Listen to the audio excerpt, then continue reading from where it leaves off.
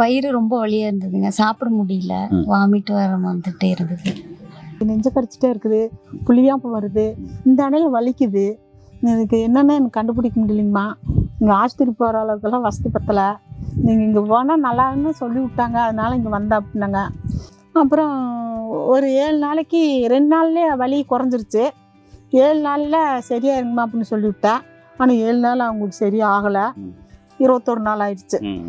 ஏன்னா கொஞ்சம் உருவம் பெருசாக இருந்திருக்குது. அப்புறம் நல்லா அனுப்பிப்பாடு அப்புறம் திரும்பி வந்தாங்க. போய் ஸ்கேன் பார்த்துருக்குறாங்க, ஒன்றும் இல்லைன்னு சொல்லிட்டாங்களாம். உணவே மருந்து நேயர்களுக்கு வணக்கம். நம்முடைய அருகில் பாரம்பரிய சித்த வைத்தியர் மதிப்பு அன்னக்குடியம்மா இருக்காங்க. அவங்களுடைய அருகில் மூலிகை சாப்பிட்ட, அதாவது ஒரு சில மூலிகைகள் கொடுத்து பித்தப்பையில் கல் இருந்தது, அது சரியாயிடுச்சு அப்படின்னு சொல்லி வந்திருக்காங்க. இது எப்படி சரியாயிடுச்சு? சித்த மருத்துவத்தில் சாத்தியமா? பித்தப்பை கல்லை சரி பண்ண முடியுமா? கரைச்சி வெளியே கொண்டு வர முடியும் அப்படின்ற கேள்வியோட இந்த வீடியோக்குள்ள போலாம் வாங்க. வணக்கங்கம்மா. வணக்கங்கம்மா. அம்மா உங்க பேருமா? உமாதேவி. உமாதேவிம்மா, உங்களுக்கு என்ன பிரச்சனைகள் இருந்ததுமா? பித்தப்பையில கல் இருந்தது. இது எப்படிம்மா கண்டுபிடிச்சிங்க? வயிறு ரொம்ப வலியா இருந்ததுங்க. சாப்பிட முடியல. வாமிட் வர வந்துட்டே இருந்தது. அப்புறம் அதனால அம்மாட்ட வந்து ட்ரீட்மெண்ட் பண்ணி. இதுக்கு முன்னாடி இந்த வாமிட் வர்ற மாதிரி இருந்தது, பித்தப்பையில கல்லை கண்டுபிடிச்சுன்னு சொன்னீங்களா? அதுக்கு முன்னாடி கண்டுபிடிச்ச பின்னாடி ஏதாவது நீங்க சிகிச்சை எடுத்தீங்களா? போய் பார்த்தாங்க ஹாஸ்பிட்டல். அங்க என்ன சொன்னாங்கம்மா? அதுக்கு மெடிசின் கொடுத்தாங்க, மற்றபடி அதில் சரியாகலை. அப்புறம் அம்மாட்ட வந்து தான் ட்ரீட்மெண்ட் பண்ணிக்கிட்டேன். இங்கே எவ்வளோ நாள் தொடர்ந்து ட்ரீட்மெண்ட் பண்ணீங்க? இப்போ 4 மாதம் இருக்குங்க. இப்போ பரவாயில்லைங்க, நல்லா இருக்கு. பித்தப்பை கல் இருந்தபோது உங்க உடல்ல என்ன பிரச்சனைகள் அதிகமா இருந்தது?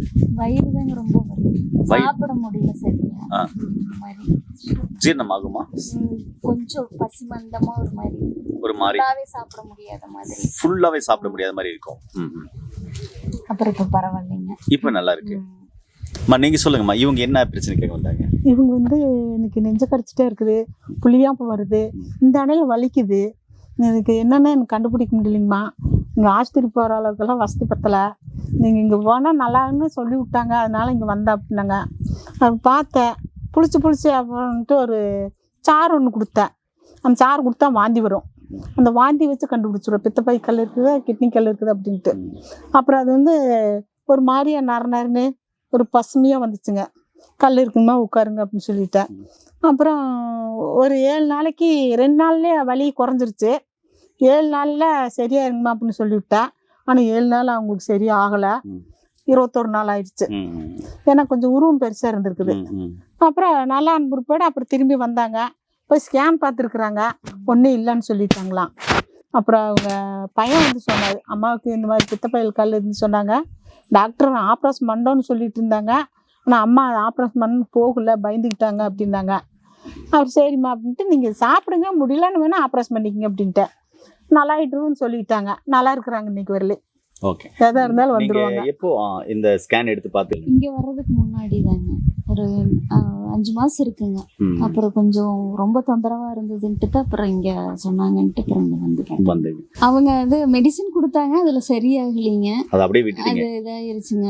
அப்புறம் மேற்கொண்டு ரொம்ப ஓப்பனிமா இருந்ததுன்ட்டு அப்புறம் அம்மாட்ட வந்து பார்த்துட்டேன். அதுக்கப்புறம் இந்த கல் வெளியே வந்ததுக்கு அந்த ஃபீல் இருந்து அப்புறமா அந்த உடம்புல நார்மலா தெரிஞ்சது. தெரிஞ்ச பின்னாடி நீங்க போய் ஸ்கேன் எடுக்கல?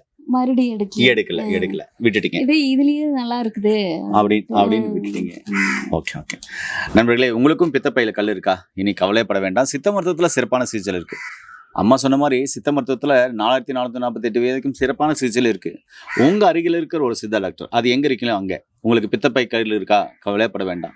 நீங்க எடுக்கிற சிகிச்சையோட, அது எந்த வகையான மருந்து மாத்திரைகள் எடுத்தாலும் சரி, அதுல சிகிச்சைகள் எடுத்தாலும் சரி, நீங்க அந்த சிகிச்சையோட சேர்த்து சித்த மருத்துவத்தில் கொடுக்குற மருந்துகளையும் தொடர்ந்து எடுக்கும்போது படிப்படியாக அதை கரைஞ்சி கண்டிப்பாக உங்களுக்கு வெளியே வந்துடும். சரிங்களா?